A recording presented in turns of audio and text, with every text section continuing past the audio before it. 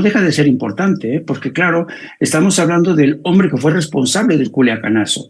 Así es que vamos a ver cómo les va. Y ya cuando son las 11 en punto, es la hora del maestro Ricardo Sevilla. Pongan atención, abran bien los ojos, las orejas, amigos, porque llega el azote de la cúpula universitaria, el azote de los malandros, de los corruptos. Maestro Ricardo Sevilla, sírvase usted con la cuchara grande, por favor. Maestro Jaime, gracias por tus vivas palabras y tu diferente presentación, como siempre. Qué gusto compartir los micrófonos contigo, y pues vamos a entrarle en corto y por lo derecho a este tema, porque ayer hubo información copiosa en la máxima casa de estudios. Ya no sé, Jaime, la verdad, si me siento cómodo llamándole la máxima casa de estudios o la otrora máxima casa de estudios, porque fíjate, uno pensaba que al salir el falso doctor, el oftalmólogo Enrique Graue de la UNAM, las cosas iban a cambiar, por lo menos un poquito. La comunidad universitaria, que está compuesta, tú lo sabes perfecto, por alumnos, por alumnas, profesores, profesoras, académicas, investigadores, siempre ha tenido la esperanza de que las cosas mejoren en esa universidad. Y esas esperanzas no son infundadas, porque están cimentadas en que la UNAM tiene recursos millonarios a su disposición para pagar bien a sus profesores, para que se impartan clases de manera adecuada, para batir el ausentismo, la deserción y otras muchas plagas que han infectado desde hace muchos años a la otrora máxima casa de estudios. De lo que te estoy hablando, mi querido Jaime, es que tienen un presupuesto millonario, más de 52,000 millones de pesos, ¿sí? 52,000 millones de pesos. Un presupuesto que rebasa al de 17 estados de la República Mexicana, pero las cosas, pese a ello, no mejoran. Al contrario, parecen empeorar. La derecha tiene desde hace muchísimos años secuestrada a la UNAM. Se ha dicho, y he tenido incluso algunos intercambios, llamaría yo, con Pedro Salmerón en Twitter, que la UNAM nunca ha sido de izquierda. Esa es la postura que tiene él. Yo disiento por completo. Se dice incluso que se ha derechizado. Yo sí lo creo, porque sí lo ha hecho. Fíjate, sí ha sido de derecha. Miguel Alemán Valdés, Adolfo López Mateos, Luis Echeverría, José López Portillo, Miguel de la Madrid, Salinas de Gortari estudiaron en la UNAM. Es decir, hubo un tiempo, en efecto, en que la UNAM estuvo completamente derechizada, pero después vino una ola, ya no digamos de intelectuales, de profesores de izquierda, sino mejor aún, de librepensadores que intentaron inocular un pensamiento crítico en la UNAM, y desde mi punto de vista lo consiguieron, tanto que ahí en la UNAM estuvieron Elena Garro, Rosario Castellanos, Dolores Castro, que por cierto fue la fundadora de Radio UNAM, Jorge Ibargüengoitia, Carlos Monsiváis, hasta llegar a Imanol Ordorica, que nadie le podría escatimar su pensamiento de izquierda. Ahora, las cosas se han radicalizado, porque la derecha sabe perfectamente que ha perdido esos bastiones, Jaime, y los quiere recuperar a como dé lugar. De ahí que estos personajes de la ultraderecha estén intentando ganar espacios, están desesperados en economía, en derecho, en el Instituto de Investigaciones Jurídicas, porque están perdiendo presencia. De ahí que hayan llamado a personajes de derecha a militar en sus filas, de ahí que la famosa Junta de Gobierno, una junta de personajes notables, esto entre comillas, pues hayan decidido que en institutos, en escuelas, haya personajes de la derecha, pero no les ha bastado Pedro Salazar Ugarte, Mónica González Contró, Lorenzo Córdoba, su palafrenero Ciro Murayama, no les ha bastado, Jaime. Ahora han tratado de echar mano de personajes de la ultraderecha, como el caso de Gloria Álvarez, quien ayer estuvo ahí en la Facultad de Derecho precisamente, dando una charla, la verdad, que no tuvo ni pies ni cabeza. Pero fíjate, Jaime, antes de entrarle a ese tema, déjame hablar un poco más a fondo sobre lo que ayer sucedió en la UNAM y en particular en la Facultad de Contaduría y Administración, porque ayer dimos a conocer en este medio de comunicación desde temprano lo que estaba sucediendo muy por la mañana ahí en la Facultad de Contaduría y Administración. ¿Y qué fue lo que ocurrió? Bueno, que un grupo porril entró a golpear a estudiantes a esa facultad, muy campantes, sin que nadie les dijera nada. Pero no se habla, Jaime, de cuál fue el meollo del asunto. Y el meollo del asunto fue que un colectivo llamado Pandora convocó a estudiantes a manifestarse por el incumplimiento de un pliego petitorio que ellos habían presentado. Y mientras estaban participando en su protesta, nos contactaron y nos dijeron, ¿sabes qué, Ricardo? Un grupo de personas entró a golpearnos con bats, tubos de metal, y nos dicen que elementos del personal de esa facultad les facilitaron la entrada y la información de dónde se encontraban los estudiantes para que los ubicaran. Ahora mal, no son solamente los testimonios, sino los videos que comenzaron a circular desde dispositivos celulares, donde en efecto se ve claramente cómo sucedieron los hechos. El saldo, por supuesto, fue terrible por donde se le vea. Un estudiante herido, 4 detenidos, todo ello la mañana de ayer tras la irrupción de este grupo porril ahí a Contaduría y Administración, a Conta, como le dicen cariñosamente. Y aún así, fíjate nada más cómo son las cosas, eso me parece delirante. El nuevo rector premió al director de esa facultad.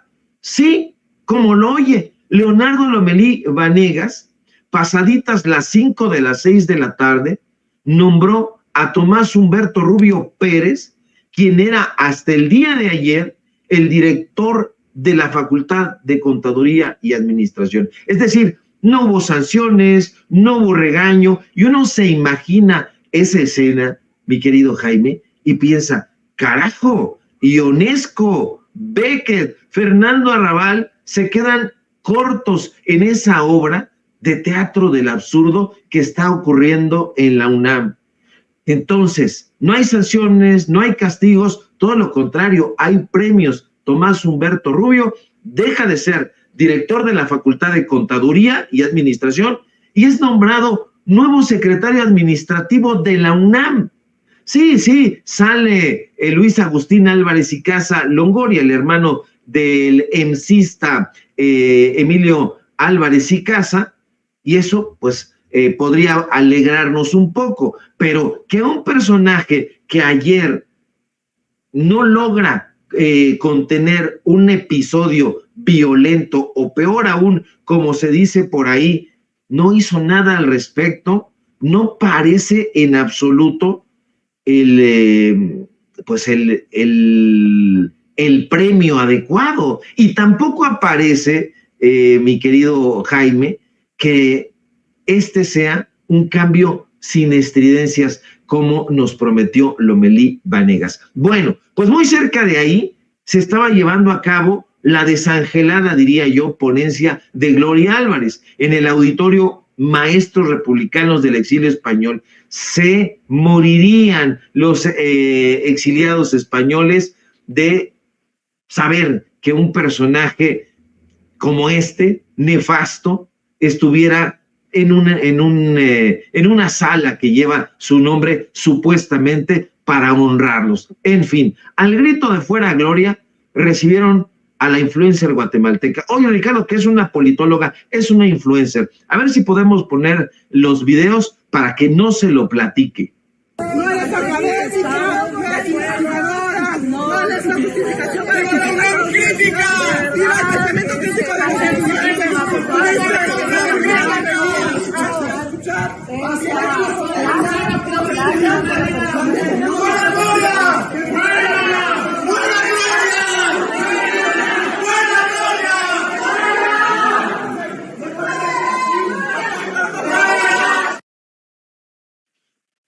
Pues fíjate, mi querido Jaime, que ella tiene otros datos, ¿así? ¿Sí? Ella tiene otros datos, ella en su cuenta de Instagram, creo que es, en sus redes sociales subió otra información. Ella dijo que le fue muy bien en la conferencia, dijo que esta era una serenata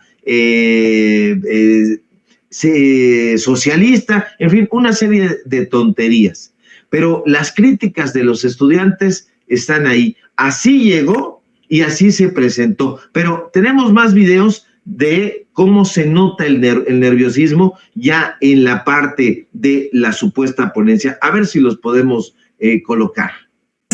No sé si podemos, bueno, creo que ahí en el live stream se está escuchando la bulla, pero si podemos cerrar la puerta para que no sea tanta. Es bien importante entender que cuando a la gente la quieren volver igual, automáticamente pierden su libertad. Si yo a todos ustedes ahorita los fuerzo a que de manera igual tienen todos que pensar lo mismo. Esta es una estupidez. Perdónenme usted que sea tan temprano, un poquito más de las 11 de la mañana, pero no hay ningún sustento, no hay ningún aparato crítico, no hay una sensibilidad ante lo que se está diciendo. Se nota perfectamente que Gloria Álvarez, la influencer guatemalteca, que se dice de ultraderecha, yo creo que si supiera qué es la ultraderecha, xenófoba, racista, clasista, profascista, pronazista, ni siquiera se adscribiría a ese tipo de cosas. Pero así son los lenguaraces, mi querido Jaime, así son los facundos, así son los personajes que no se dan el tiempo de reflexionar sobre lo que están diciendo. Así son los sujetos baladíes que no conectan su cerebro con su lengua, pero como el Fárrago es impresionante, y si no que le pregunten a Jack Torrance, no es Jack Torrance de El Resplandor de Stephen King, es Javier Milei. Es que como tiene esa mirada también idéntica a los personajes de Stephen King cuando pierden el juicio, incluso a los personajes de Stanley Kubrick en La Naranja Mecánica, en Cara de Guerra, en fin. Este tipo de personajes no reflexionan y no tienen posibilidad de reflexionar porque son eso, lenguaraces, y entonces son engañabobos, venden cuentas de vídeo canicas, se las van y se los presentan a este tipo de sujetos. Ahora, mi querido Jaime, si permites que me extienda un poquito más en esto, será muy importante saber quién lleva de la mano, ¿qué digo de la mano? Del brazo a Gloria Álvarez, a la Universidad Nacional Autónoma de México. Es muy importante saberlo porque se estuvo preguntando por ahí, ¿y quién la llevó allá? ¿Quién la invitó? Bueno, la invitan en la Facultad de Derecho, como ya se vio, pero quien la invita es un personaje que ha trabajado como regidor y como presidente municipal sustituto en Coacalco, un personaje que dice tener una admiración, agárrese usted nada más y a ver si nos van poniendo las fotografías, dice que tiene admiración. El señor se llama José Antonio, se llama Héctor Virgilio Jaramillo. Héctor Virgilio Jaramillo. Es un profesor de la Facultad de Derecho, es un personaje que, fíjate nada más, se dice admirador de Luis Almagro. ¿Quién demonios en su sano juicio se declararía admirador de este polémico sujeto, por decirlo menos? Pero no solo eso, también tiene ídolos locales. Se dice admirador de José Antonio Meade, sí, del priista Meade, y por supuesto tiene su correspondiente fotografía con Meade, con Almagro, pero la tiene también con Enrique Graue. Y uno dirá, bueno, pues a lo mejor se tomó una fotografía porque iba pasando Graue por ahí y se lo encontró en alguna parte, en el baño de un Tox. No fue así, porque a nosotros nos consta que no te dejan pasar a la rectoría, donde por cierto nunca estuvo Graue, daba de viaje, pero no es fácil que un personaje así admita que se tomen una fotografía con él. Bueno, este señor logra tomarse una fotografía porque forma parte del grupo cercano a Enrique Graue. Es un personaje que incluso ha formado parte del Consejo Universitario. Hay que decirlo, el Consejo Universitario son aquellos personajes que alzan la mano en el antiguo Colegio de Medicina. ¿Para qué? Pues bueno, para aprobar el presupuesto universitario. Entonces, este personaje es el que le allana la puerta, es el que le abre de par en par el auditorio de la Facultad de Derecho, donde él dice, ha tenido o dijo que tuvo una muy buena ponencia, pero la verdad de las cosas es que no es así.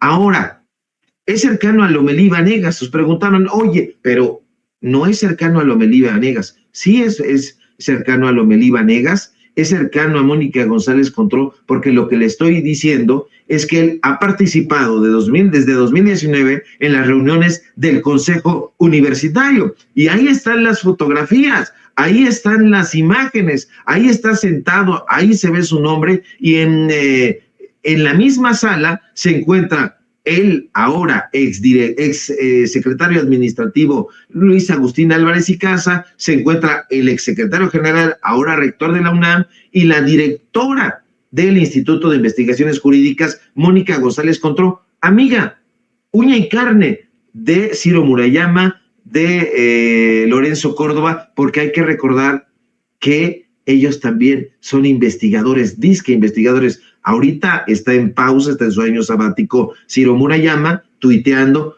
Lorenzo Córdoba es investigador, vaya usted a saber que ha investigado en el Instituto de Investigaciones Jurídicas. Es un asunto completamente asqueroso, mi querido Jaime, y bueno, estamos pasmados ante la violencia. Y para poner la cereza del pastel, no solamente incursionaron en la Facultad de Contaduría y Administración grupos porriles, sino que también ayer en la tarde, pero por supuesto no pasó en los medios de comunicación de la derecha, incursionaron al CCH, a uno de los CCHs, es el CCH, no recuerdo ahora, uno de los CCHs, pero para no engañarlo y como no tenemos prompter ni nada de eso, vamos a dejarlo así, quedó en un CCH, no recuerdo si fue CCH Vallejo o CCH Azcapotzalco, pero como no tenemos ahí el libreto, por eso no queremos engañarlo. En fin, desastrosa la situación en la otrora máxima casa de estudios, mi querido Jaime.